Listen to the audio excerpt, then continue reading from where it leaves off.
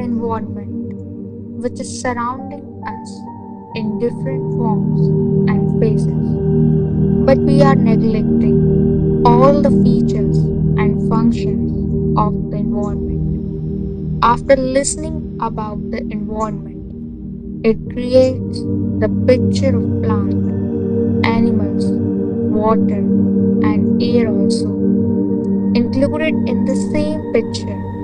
As we all know, in the present scenario, we are forgetting the environment, importance of the environment and its components that much.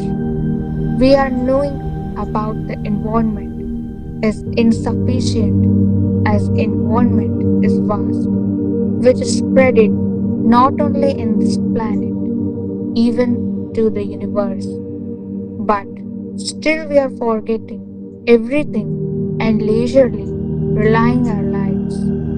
It is the need of our to know about the environment and its component. So come forward, put your step to know your surrounding, to whom we are the integral part. Try to feel the sound surrounds you.